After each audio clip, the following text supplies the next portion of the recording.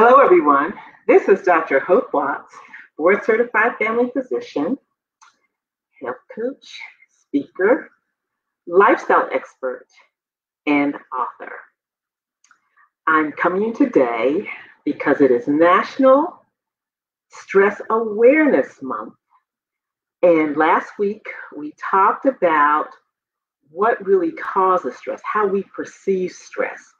And this week, we're going to talk about some other things that we can do to relieve stress. I know we've had a good week. The trial last week, we were, had a sigh of relief because Chauvin had been found guilty. And but we still have a lot of work to do. There are many others, and since that time, that have been shot and killed. And we've had some funerals also. So we still have a lot of work to do when it comes to the police and relationships with Black and brown-skinned people in this country. Also, after this, I am going to listen to the president to see what he has to say. I have kind of been breathing a breath of fresh air because I'm not hearing all this weird stuff on Twitter and fights back and forth about whatever that were probably not even pertinent to the national economy or anything. But I am glad we have someone who's interested, he and Vice President Kamala Harris, to push an agenda that's for all the people who do need help. So I'm glad that we have people who are wanting to do the work and are willing to do the work and be there for the majority of the people. And that's something that's been missing in the last 4 years. We just have not had people who were very interested in looking out for everyone. They would say that, but in essence, they weren't, following any agenda to help people. And there are signals to other people in society that, we think you're good people, and in essence, they weren't good people. And we saw that in January this year. So hopefully we will hear some things tonight that will bring us a sense of hope and a sense of movement, because I think people felt that a lot of things were stalled because it was this big cover up about the election and how the election was stolen, and many people, even people in the prior president's administration, said that it was a fair election. So tonight should be our first chance to see what the Biden administration is going to do to help rectify and bring solutions as a result of COVID-19. So we wish them well, and hopefully we can all benefit from it, because we're still down some jobs anyway. So we can only go up, and we can only improve. So today I am going to delve into just a brief review from last week and talk about how we perceive stress. And a lot of times it's because we feel it's like a danger to ourselves, or we're not prepared to deal with it. A lot of times it deals with things that are out of our control, or we have a lot of demands made on our time. And we don't know how we're going to juggle all that. And so we start to feel anxious, we start to feel uncomfortable, and we feel stressed out. A lot of times it's job related, or it could be in a relationship. It could be finances. It can also be how busy the schedules are. And sometimes we make these schedules for our families that are so busy. Hi, Elaine, how are you? Good to see you today. Our schedules are so busy, we don't even have time for ourselves. And so we exhibit stress. So, and last week we talked about a few things that would help people with with their stress. But we're going to go into a little bit more detail this week and review some things that we did last week, but go into more detail about some other things. So number one on the list is exercise. Exercise, it's a panacea for a lot of things. I mean, I can't tell you how many times I recommend exercise. I mean, if you have depression, I recommend exercise. If you need to lose weight, I recommend exercise. If you need to be distressed, if you want to de-stress, exercise. And it can be a number of things. We can do yoga, Pilates, walking, jogging, swimming, because it helps propel the good hormones like the endorphins to make us feel better. You can do exercise at home, or you can do them at the gym. You can use dumbbells, you can use resistance bands, whatever you want to do. It just takes your mind away from all the things that you've been worrying about and concentrate on something else. Plus, it makes you feel better. And YouTube has quite a few videos. There are some people, I mean, some of them are paid subscriptions, some are free. The other thing is Netflix has some also. So you can, get on Netflix and find any kind of exercise you want. And so there are so many different kinds of exercise. Just pick what you like, or try something new like Tai Chi or so. I had a patient today, and she says, I was exercising and doing really well until COVID started, but she says, now things are opening up, I'll go back to my Tai Chi. And she said it actually helped some of her back pain. Other things you can do to de-stress: create something. Some people used to, like my brother used to do these model airplanes, and he had the glue and all the different parts and puts that together, and he was just so proud of himself. Other things may be these creating new things, maybe a new hobby you take up, such as coloring. Now, when I first heard about this, I was like, people are coloring, adults are coloring now, but there's a large market for people who do coloring. And I think it's color by number or what have you, and people spend time doing that, but it takes their mind off of worrying and all these other things that are going on in their life. Other things are painting. There are many painting parties now where you can go, you get your girlfriends together and you go to these parties and learn how to paint. And it's usually one specific type of picture, and there's someone there to guide you as to what the colors are, the strokes are. So, and you can really do that at home because there's a lot of stuff that online you can learn how to do. The other thing is knitting and crocheting. I'm not sure how many people do that, but I have a group of people in my practice that come and sit down and knit while they're waiting for me.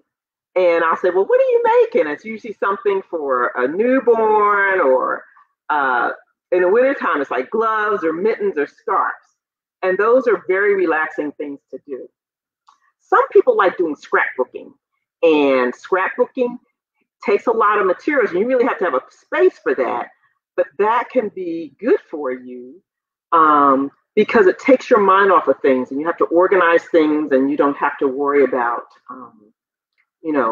some of the things that you've been coping with. Breathing, we talked about that last week. But breathing, I'm bringing it up again today because I was talking with a patient because she's going through a stressful situation. Some members in her family died of COVID unexpectedly. And I asked her, what do you do to relieve stress? And she says, I do a lot of breathing. And I said, very good. Breathing does relieve stress. It relaxes you, and it decreases the stress hormones that you may be experiencing, such as cortisol. And that keeps you hyped up and ready to go when you just can't relax. It actually slows down your breathing. And when people hyperventilate or they're breathing too fast, we have them put a brown paper bag to their lips and breathe through it. And the whole thing that does is decrease their breathing and allows them to calm down. And that's what breathing does. It also decreases your blood pressure and your stress level. Another thing I found, and some of you may know that lots of people have pets they use as companions for certain mental illnesses. But the whole reason why they have them is really to decrease their stress level and their anxiety level. And and really it's a win-win situation. The pet enjoys being with you, and you enjoy being with them, and you can take them out on walks outside, and they love that. I stayed with a friend of mine not too long ago, and she has a little dog, and oh my gosh, he was everywhere. And we went out walking one night, and he was ahead of the pack. He was ahead of us, and we had to keep telling him to come back, because he was a little tyke. He wasn't that big, but he felt like he owned the world. So they can be very good ways of reducing stress, and I think it's a beneficial situation. Aromatherapy, I'm saying it wrong, excuse me.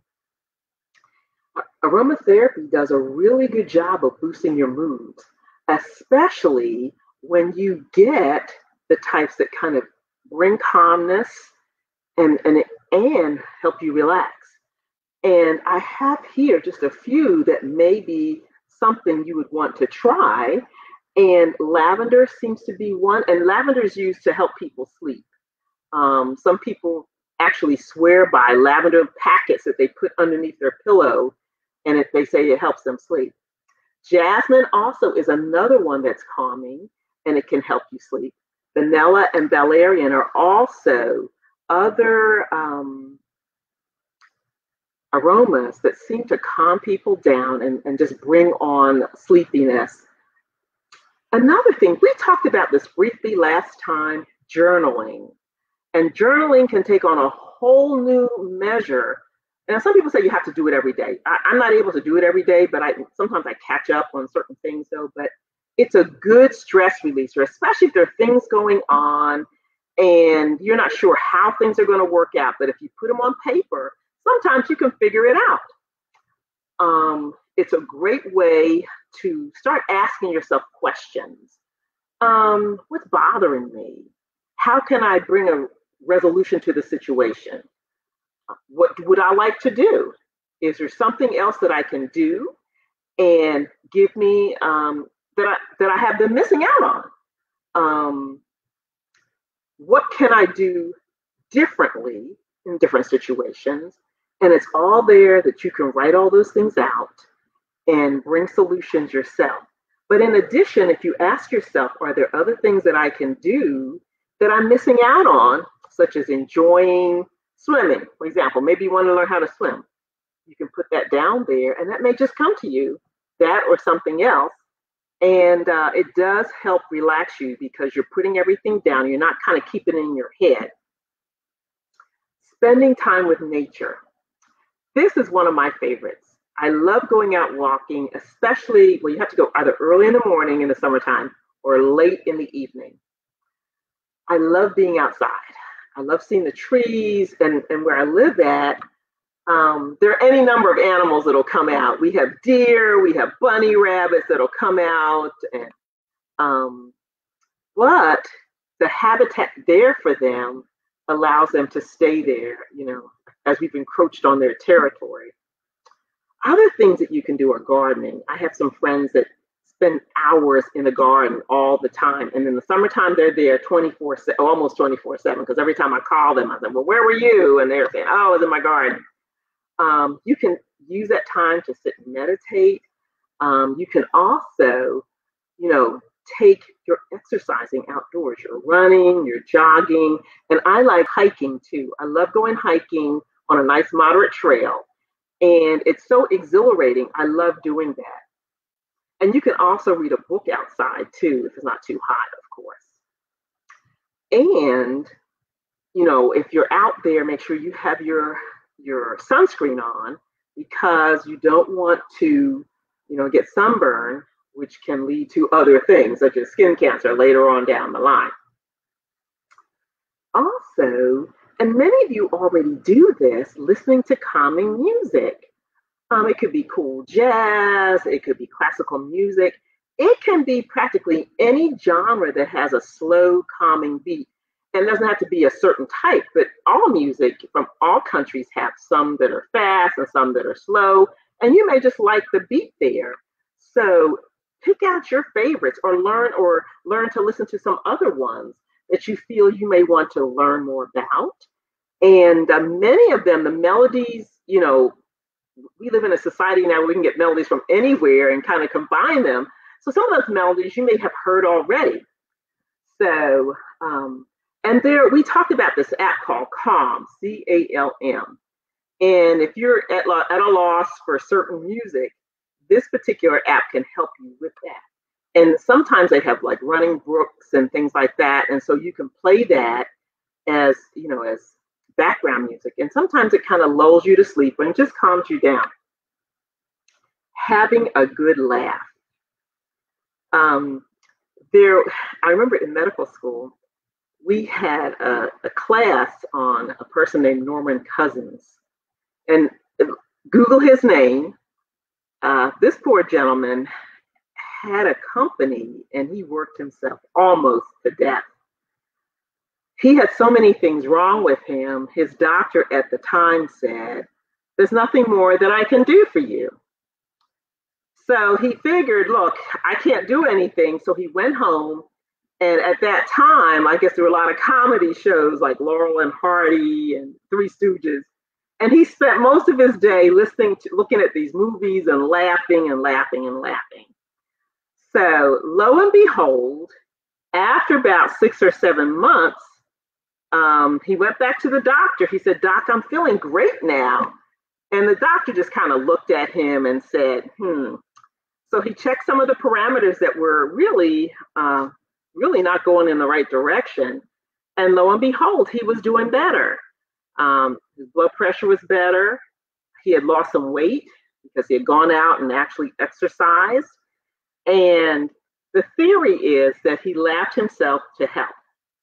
I am not sure if that can be replicated, and I don't know if they've done any studies on it, but that was one of the things that we left with. Laughter is good medicine. And the Bible even says that laughter makes a heart merry.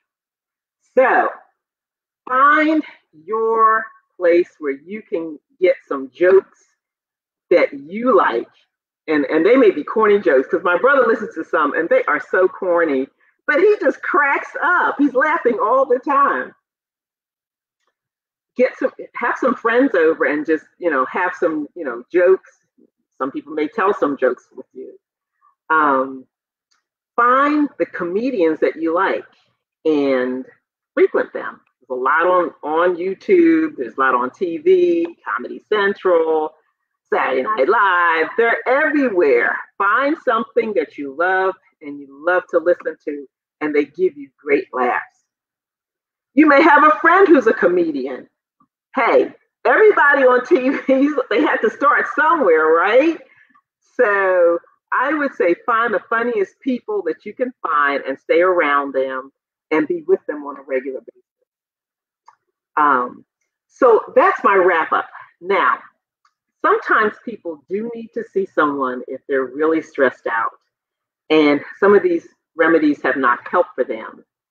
By all means, I would say find them and start talking with them, because there may be some other issues there that maybe some of these calming things will not help. But overall, we do want you to realize that what stress is and how you can do things to de-stress yourself. Quite a few people that I ask when I'm working with people, they don't have anything. One lady says she reads books, but I said, sometimes you need to do something different. And so that's why we gave you a lot of different things. So one week you may want to do one thing, another week you may do something else, and then the next week you want to do something with friends. So we've tried to give you a broader spectrum of things that you can do and to help de-stress and enjoy life.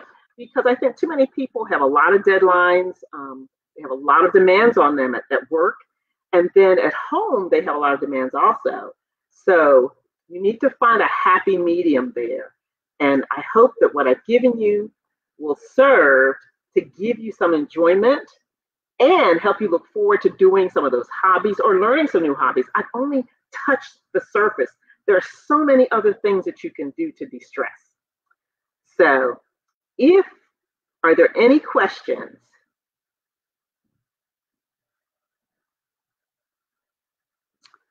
Okay, if there are no questions, we'll close out. So stay tuned to stay tuned. We are going to be meeting on Wednesdays at 7 p.m. And unfortunately, I did not get the flyer out soon enough, but it will be there by next week. And I just wanted to tell you, I am Dr. Hope Watts, board certified family physician, speaker, health coach, author, and lifestyle expert.